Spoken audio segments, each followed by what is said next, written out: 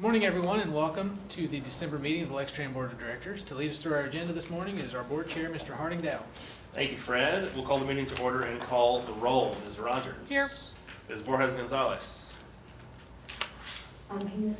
Thank you. I can barely talk. Okay, good to know. I won't call on you. Mr. Houston. Here. Mr. Ward. Here. Judge Thurston. Present. Full house. Is there anyone for public comment? Seeing none. We'll move on to approval of the minutes. We have 2 months, October and November of 2025. Does anybody have any edits or corrections? Move for approval of both. Thank you, George. Is there a second? I'll second.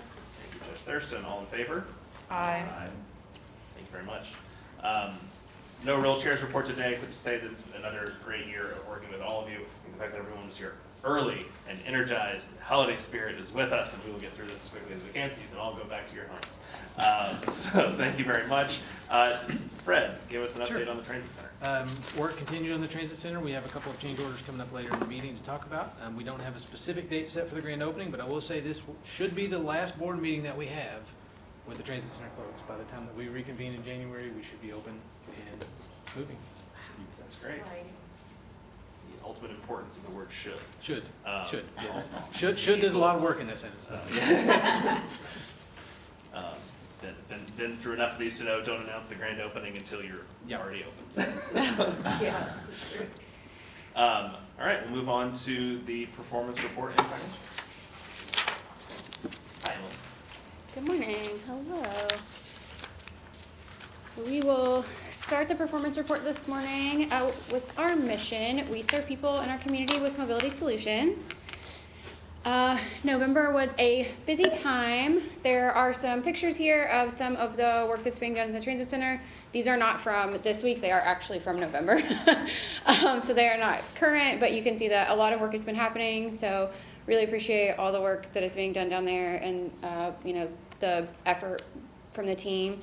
Wanted to thank the team for the grant awards that we were notified about for a total of $6.1 million for fixed route buses and paratransit vehicles. Also highlighting an additional $475,000 from LFUCG Council for funds for a microtransit pilot. And we had our December service adjustment public engagement, and those are focused on our Route 2, Georgetown Road, Route 15, Red Mile, and Route 17, which is the north side connector. And that one connects Walmart North Park to Eastland Shopping Center, sort of across the north side of town. For ridership, we are continuing to see a similar trend, looking at the stuff that we've been looking at, pretty similar for the past several months. We had about 270,000 total rides last month. We did have a holiday, so you will see that in there. And then our trips per mile and trips per hour are very similar to what we've been seeing this year. When we look at on-time performance, we did see a dip in November. There were multiple contributing factors that I'm not going to sort of drag in and out.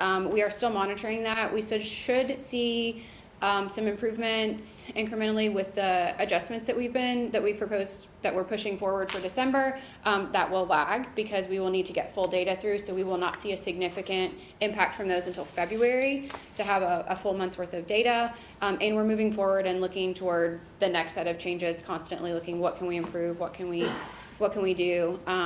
If we're considering this and thinking about how changes impact on-time performance, trying to work at least 6 months ahead is the best way to look at it, but this is also last month's data. So when we're thinking about it, we're looking at last month, we're moving forward. It's a lot of ways to look at it. As far as safety is concerned, we had 4 preventable accidents for the month. As you can see from our 26 year to date to our 25 year to date, those are down significantly. So we're grateful to the safety team and our operations and our maintenance staff who work really hard to do a great job and stay safe.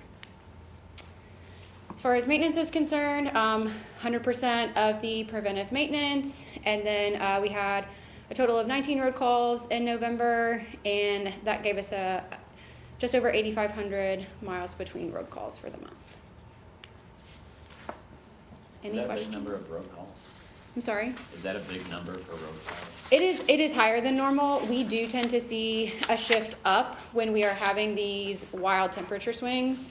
We're starting to see the temperatures go really low, so some of the equipment gets a little fussy at those times. But when we're having these wild temperature swings, just like your vehicle at home, your air pressure might get low in your tires, that sort of thing. So we do see when we have these shifts, the numbers go up, and when we look at the total over the year, it typically evens out. It's a lot of fluid leaks, is that correct? What's that? Fluid leaks? You see this time of Fluid year? leaks, electrical problems, and air pressure usually is the issues with the temperature changes. That's what most of it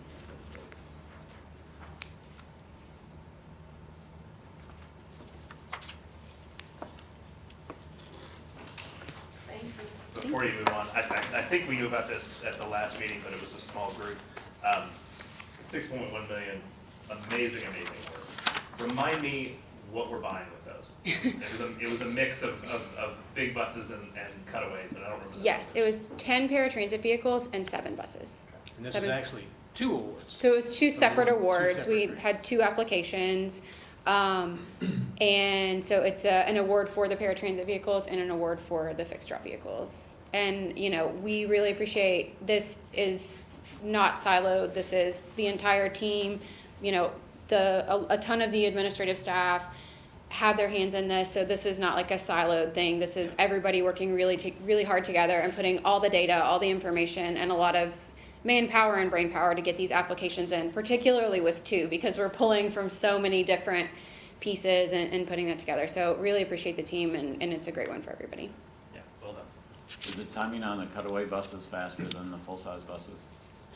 They typically have been recently.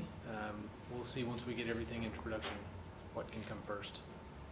Can you maybe the next board meeting, show us the list of the aging of the fleet? Sure. We haven't seen that in a little while. Absolutely. And the 2 new fixed route, what type of vehicles?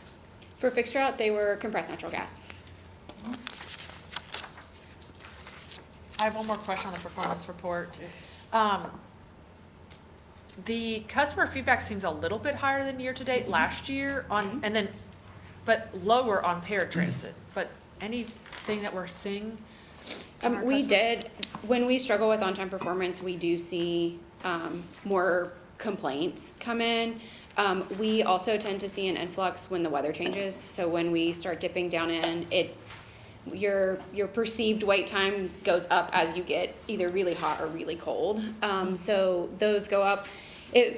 There wasn't anything sort of significant. Route 15, which we are changing later in the month, has been struggling for a while, and we did see an increase in complaints for that route, particularly over the last month and a half or so, up to now. What's that one? Just 15. Red Mile, yeah, the Red Mile circulator route. And that's a heavily used route. It is a heavily used route, yes. And so we did, it was mentioned in the highlights, but we've been doing a little bit of extra sort of signage and pushes, particularly. It is a heavy student population, and so they interact with information differently than other folks do. And so we've been doing some extra stuff to try to make sure that they know what's going on and that they're prepared. And if I'm right, that route hits a particularly rough stretch of South Broadway from a traffic standpoint. It hits a rough stretch from First Sales Road to South Broadway to Nicholasville Road and then back around again. It runs from pinch point to pinch point. basically. Absolutely, yes. And so it creates a difficult situation. And we looked back through several years of data, and it was telling us that we really needed to look at some innovative stuff. We looked at a lot of options for it, and this one we're really excited about. Good. And one more, I see it in the news article that we're doing the community feedback. Is that related to our strategic plan? Or that was in November, Lextran seeking community feedback in developing its strategic plan? Yes. The survey was open for 3 weeks, I believe. And so we ended up with, I'm going to say more than 200 because I can't remember the exact number of responses, and that it closed last Friday. And so the information is still being analyzed, and that will be part of the strategic plan. And that was for the entire community, not just for riders. How does that over 200 compare to our target? Our target would have been closer to statistically valid, but it came in fewer than we would have liked as far as that's concerned. Sure. However, the team that we're working with feels like we got really good feedback. And so there were 20 questions, I believe, so it was on the longer side. And we're excited to see sort of what they put together and look at the back of it. They're doing a little bit of the analysis, so they'll give us their analysis and they'll also give us the raw data to look through. And will this feed into other modules of community engagement? So this one is specific just to the strategic planning. It is going to help us sort of give us that high level, and then perhaps it will move down into others, but it wasn't necessarily targeted on community engagement. It was similar to sort of like the exercises that you all did as a board. Directly, where should Lextran be going? What should we be doing? How should we be responsible? What does it mean to the community? Those sorts of things. So yes, it will feed into other pieces of community engagement, but there's no sort of like, the survey was not looking for how should we better communicate with you or anything like that. Did I answer your question correctly? I do recall that because I remember, I'm not sure if I completed the survey because that felt like a little bit putting my thumb on the scale, but I did get it. And I recall it was sort of like, what do you think we ought to be looking at in the strategic plan? Yes. I guess my question is, once we get to the meat of the strategic plan, I expect that there is more community engagement to come. Yes, there's direct objectives related to, I'm going to call it communication, and community engagement, and so there will be both goals related to those things, and then objectives and actionable things that we can do to That's better a direct communicate. theme that's in Yeah. the strategic plan. One of the outcomes is the communication, community engagement piece. So it'll be one of the things that we're going to look Okay. at moving Yeah. forward.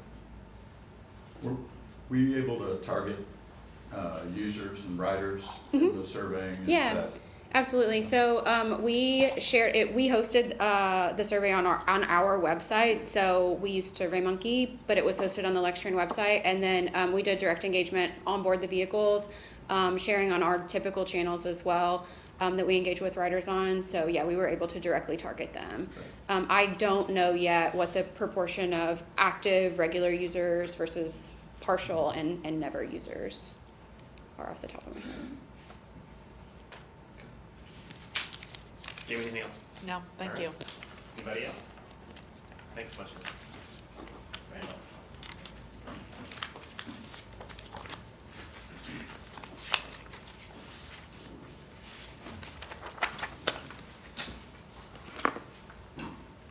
Remember how to use the clicker. All right, so on the paratransit side, the November paratransit ridership numbers were slightly below the previous month, but it remained in line with the trend when compared to the previous month year to date. For the month, the total ridership was 14,051. Productivity shows that the weekday, Saturday, Sunday, and the holiday all remain strong for the month. Also in the fiscal year of 26 versus 25. Total revenue miles was 83,148, also high in 26 versus 25. The total revenue hours is slightly below the previous month, but the trips per hour came in at 2.22, which is in line and remains steady, showing us that trips are being optimized of at least up to 2 trips per hour. When it comes to the safety side, the RHPDev Wheels had 1 preventable accident, which pushes us to 6 for the fiscal year. That is 1 above the previous year. As of now, the safety manager at RHPDev is hosting monthly safety meetings to address safety concerns, to try to be proactive with travel changes, with the weather-related events, and then also they're also providing daily safety messages to all safety-sensitive employees. That's administrative as well as operators in the field. And those safety messages are geared toward providing preventative measures that you can take while in or out of service. As far as the OTP, RTP Dev's OTP came in at 73.7%. as you can see from the trend, it is starting to shift in the right direction. However, it is not where we would like to see it. In the past few months, RTP Dev has been faced with an increase in service demand with a shortage of paratransit operators. As of yesterday, when we were on the call, they confirmed that they are fully staffed with operators. They will continue to host weekly new hire training classes, as well as they are expecting to graduate 4 additional training operators this upcoming Monday that will also go into service that should help service improvements.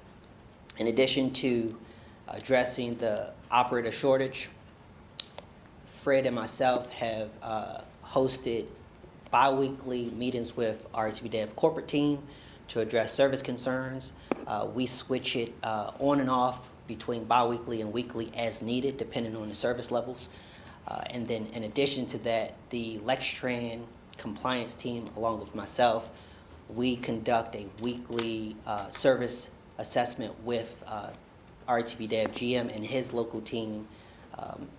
And also we collaborate on service improvements as well, how to address service improvements along the way.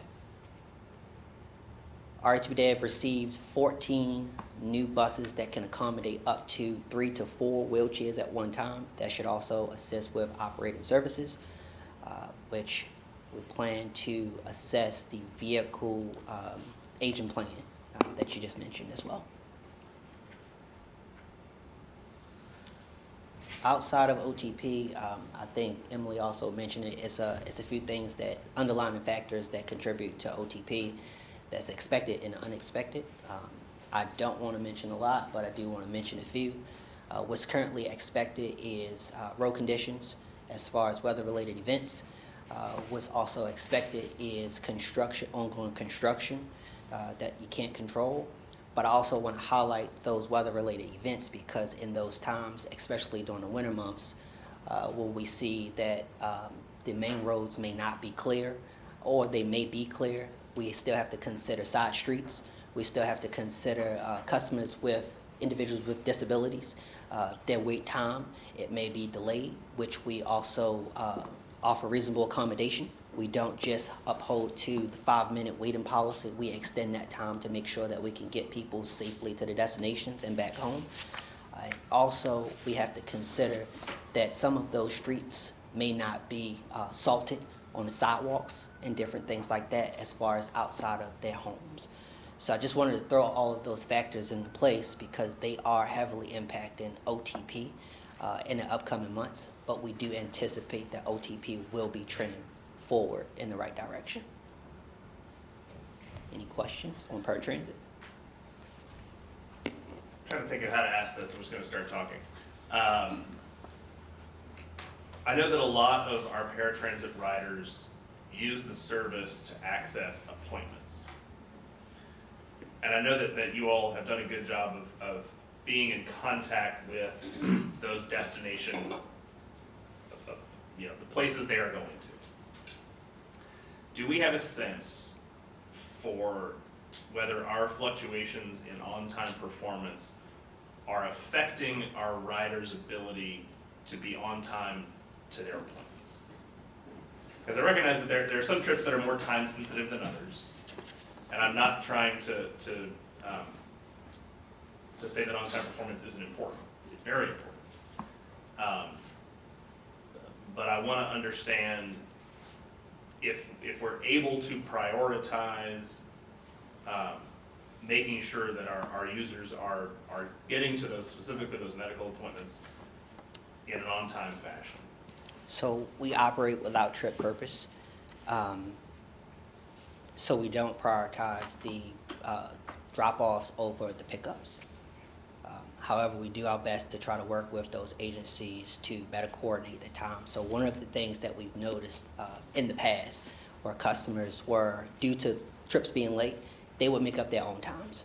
So what we do is we try to better engage with the customer to give them as much education as possible in making their reservations. So one of the points that I could point to would be dialysis appointments. Dialysis appointments have two different type of appointments. One is the chair time and the time that they actually want you to be there. And most of the times, customers were getting those two times confused, which put a strain on the operations. So sometimes we were getting them there too early, sometimes we were getting them there too late, which caused a big pile of individuals waiting in the waiting area, and it just exploded into something else. So in better educating the facilities and the customer at the same time, or the person that may be responsible for making their trip destinations, their personal caregiver, we were better able to kind of manage those trips in a bulk of a load. So those bigger vehicles that we do accommodate, the newer vehicles that accommodate 4 wheelchairs, or we try to maximize as much as possible at those type of facilities to group those trips. So we can't prioritize, but we try to do our best to optimize in grouping trips. Yeah, And we thank can- you for correcting my own word choice. Optimize is what I should have said, prioritize. And that's exactly what I was hoping to hear, is that we're proactively trying to manage around these peak demand areas. So that, because that, you talk about, there's a lot of things we can't control. Let's control what we can and try to optimize as best we can, so. And then the prioritization, we can't do that by federal regulations, right? Correct. So we focus more on travel trends. So one of the travel trends that we noticed last month was, outside of the weather, we also have the holidays. So those are the things that we know of. But what we didn't see last year that we saw this year was a high increase of traveling during the first week or the last week. So it's kind of hard to arrange for that. The only thing that we can do is try to increase operator count and different things like that. So what we've been doing this upcoming month is we've been focusing 3 days ahead of time to try to monitor the trip count and then reach out to those individuals who we can see the changes happening to.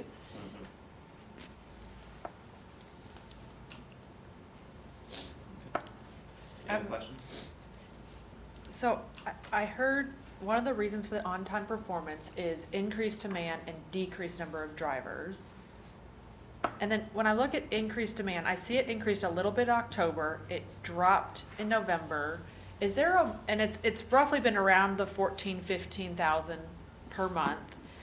Is there a max capacity, like if demand does increase over 16,000 drivers, we have a real issue? Or where is the demand that we can't provide service for? Or is it just because the demand was slightly higher and we had less drivers that were the issue? But you also said we're fully staffed, so I had that same question. So we just hit the fully staffed mark Okay. as of this week. Got it. So leading into the past months, we were down at least 9 to 10 operators, which put a huge strain in the operations. But I think it's a combination of both. What we see is those surges happen at different times. So the overall might be 14,000, but usually the trip count is higher on a Monday versus a Wednesday. Usually services on the weekend is less than what it is on a weekday. These are the things that we can factor, but those surges are starting to change outside of the peak hours too. And that's why I'm saying that it's a combination of the surge And we're able to scale up as needed. as needed. If we go back to the old days where we were 20,000, Yeah. we'll have to scale up with the vehicles and operators to match that demand. Yeah. That's So- kind of where I was going, because minus this month, we were a slight increase every single month. And I don't know that we would get back to the 20,000, but is there a place where demand gets too high, too much? But As long as we continue to scale up with additional vehicles and drivers, we should be okay. Looking at Jackie and Byron, right? As demand increases, we're able to scale up as needed. Is that a fair statement? Yeah. We are adding additional drivers because we do see the trend. So now we're adding additional 4 to 5 operators to help with the trend of more trips. And as we see that trip count go up, then we'll look at adding more operators also. But we're having continuous training classes, so every week there's a class to count for attrition, and we won't stop hiring until we feel like we're in a safe spot and we can kind of manage the trend of trips that are increasing. Anybody else? Thank you, Randolph. Thank you. Okay, let's move on to our action items. Our first resolution, 2025-21. Oh, finances. Oh, I'm sorry. I was just gonna sit back down. We have plenty of money on each fund, We right? can't surpass the money limit. We're good. Yeah, we're good, so. I was getting ready to go too, so. Our balance sheet, we're 5 months through the fiscal year. Operating cash is looking really good at this point. It's where we expect it to be. I'll go into that more in detail when we do the revenue and expenses. But everything is looking really good on the balance sheet and very similar to last year, but I'll be glad to answer any questions if you have any. Okay, we will move on to the statement of revenue and expenses. As I said, we are looking at property taxes. We received $19 million in the month of November, so we were very happy with that and thankful for the taxpayers of Fayette County. And so our financials look much better than they have the last 4 months. And we also, our UK contract got signed, and we've got paperwork done for that. So you'll see our other revenue is up to 1.4 million. So we're doing really well. Our federal funds are still timing. The FTA system just opened up recently, so hopefully that'll get back on schedule at some point. But we are very good point at our revenue right now. Our wages and fringe are at a very good point for 5 months through the year. You will that should continue to be in that area. We will probably have, for the month of December, we'll have a little bit more overtime covering vacations and sick and things like that. So it will fluctuate a little bit, but we're at a very good point for this time of the year. Our big ticket items, our wages, our fringe, professional services, materials and supplies, all looking really, really good at this point. Chris and his team are doing an excellent job with, they've always done a good job with quoting out their parts, but they have really paid extra attention to those this year, and we're at a really good point. Our diesel is running about $2.65 for the month and about $2.54. It's stayed pretty steady around that between $2.50 and $2.60 in the last few months. And our CNG went up a penny this month, so at $1.68 diesel gallon equivalent is, we're still very happy with that. Paratransit expenses right on track, and we are very pleased with where we are at this time. So, but I'll be glad to answer any questions. Is there a reason we don't itemize the UK money while we just lump it in other revenue? No, we just for the sake of the form, but we can always separate that out if we need to. Other includes fuel tax revenue. Okay, so there's other. Yeah, we did have some very small vending machine revenue, but most of that, 98% of that is UK. Okay, just curious. Thank you. Mm-hmm. I mean, I know the property taxes came in a little bit low, but do we have a sense that will normalize? Like, we're not expecting yeah. Yes. We received another $1 million this week, so that puts us right at 20 million. So it's always a guessing game of when people pay their taxes. So usually between November and January, we should be right on track. I always look at where we are versus the prior year, Mm-hmm. and based on what we budget, and it's up 4.7%, which is pretty strong. Yeah. Any more questions? Sure. Yeah. Thank you. Okay, now we'll move on to action items. Fred, take it away. So Resolution 25-21 requests authority to award a contract for the provision of maintenance uniforms, shop towels, and floor mat rentals. Our RFP process got 4 qualified proposers. We are recommending the UniFirst Corporation for this award. The contract award will be for 2 years with 3 options of 1 year each. The pricing was in your board packets, and if there's any questions, I'm happy to defer to Chris.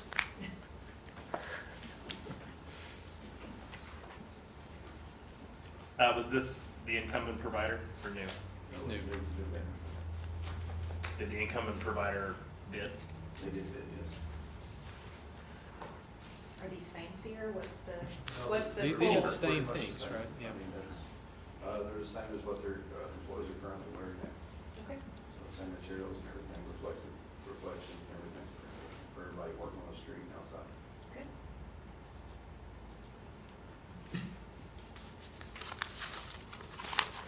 We ask that question every time, What's that? if it's the incumbent. I'm just always curious. No, I mean, we ask it because we want to know, so is there a way to let us know? Add it in. Can we take a note to add this into the memos of who the incumbent was? You're saying all memos going forward if the incumbent won a contract? Yeah, well, We'll it just say who doesn't, the incumbent is. Oh, yeah. in this memo? Yep. Okay. we can I feel like you used to, yeah. I'd make a motion to approve. Thank you, Judge Thurston. Is there a second? I'll second. Thank you, Michael. I second. All in favor? Aye. Fantastic, thank you. Second resolution is 2025-22, which is a resolution to award a contract for marketing and public relations services. Our RFP got 10 qualified proposers for this contract. We held interviews with the 3 highest ranked proposers, and we are recommending C2 Strategic Communications for this award. The term of the contract will be 2 years, with 3 options for 1 year each for a total of 5 years. And there is no incumbent for this one. This is a new contract. I read, it may be in the packet, or maybe it was in a supplemental, that can you clarify what the scope of work is? This is an on-call contract for our marketing and public relations services. So things that we're imagining using this for, example, is the microtransit marketing. That might be the first task order that would come under this. Taking the strategic plan and moving forward, if there's any marketing around that would also come under this contract. So this is not the last you will hear of this award, as especially items that are over $50,000 would come back here for board approval. Okay. So, Theoretically, if we decided not to do any marketing, we're not, No money. yeah, No money's so changed it's yet. just by the hour. Yep. okay. I remember now where I saw it, it was in this hourly wage detail about crisis communications. Mhm. Are we doing any proactive crisis communications? Not really, but in the event if we have a bus catches fire out here or some real emergency and we need PR support, is that a fair? Yeah, all of the I won't say all, the majority of the proposals included some pre-planning and training and extensive crisis communication plan assistance. Mm-hmm. And there's training available. We do not currently have a task order for that, prepped and ready to roll. Okay. This was in our budget last fiscal year. Yes. We didn't use it. And so we have it in the budget for this fiscal year for a allotted amount up to, I do remember discussing this during the budget time. What is the budgeted cap, do you recall? Was it? Do we want to tell our firm what the budgeted cap is? Maybe not. Okay. Fair point. I don't know if we even put that in the RFP. Okay, never mind.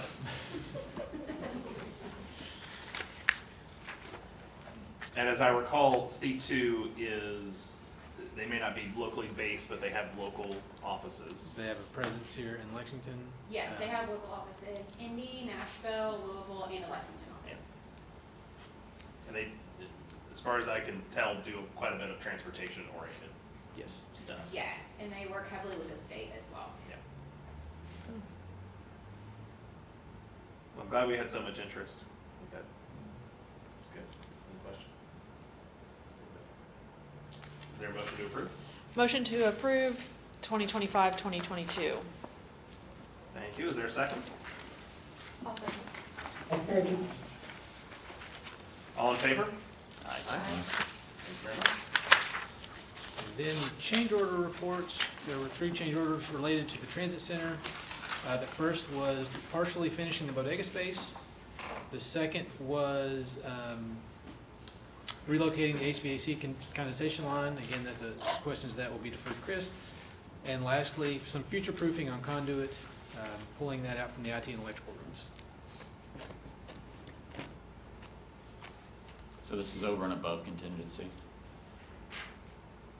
Sorry? Is this over and above contingency, The contingency of the, what was the the initial? renovation? Yes.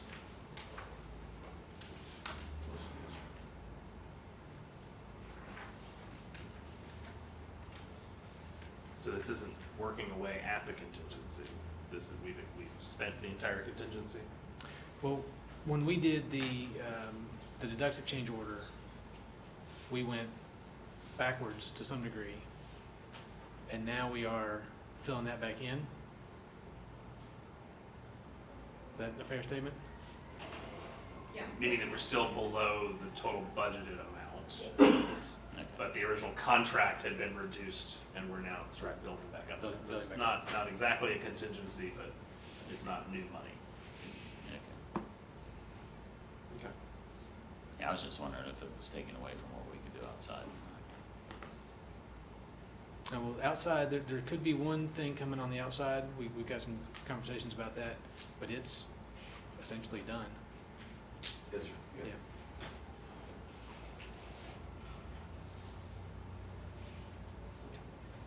Did we get any comments about the green going away? Not yet. I know. Not yet. It looks lovely as I drive by, very clean and Yeah. fresh, but It does look a lot better. And now that the trailer's pulled out and you can actually see back in there, it's looking good. But that's all I have on change orders. Okay. Any old business? Nope. Any new business? Nope. What's coming up? So next year we will have our 2026 agency safety plan. We'll also have the fleet update that was requested at this meeting. Moving forward, we will have some more information on the strategic plan when we get that wrapped up. I'm looking into March. We will have, we're planning to have the microtransit contract award. Also with that will be the service standards that, including the fare structure that the board will need to approve. So we'll package all that up for March. And then, yeah, we're headed on into 2026. March is the only thing we'll approve it, Yes. so it's gonna go pretty fast. We're gonna have some of the conversations with you ahead of March of 2026. But that's gonna lead into our budget conversation, so we'll know the budget impacts of the microtransit program for our FY '27 budget. Oh my gosh. So that's the timeline we're trying to hit to make sure that we have all the information that we need to budget for next year. And the allocation that we were given by council, what did the total allocation end up being? 725,000? And that we get now and have to spend down, or it was contingent on anything? We are working with the mayor's office to get our contract done. What we are trying to do is use as much of that as possible on service. And we've got some things in the RFP that helps us get at that, and we can talk about more specifics on that later on. I don't know that we should discuss while it's open. Okay. We can talk more about that Yep. moving forward. But the way that works is you guys are working through a contract right now with the city of what did we sign up for in the 727? Like our scope of work, Yes. yes.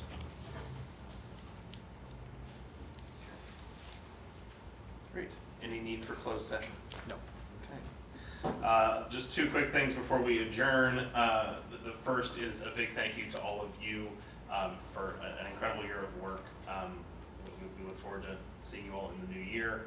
We're always appreciative of the amount of information and the always well-prepared answers to our repetitive questions.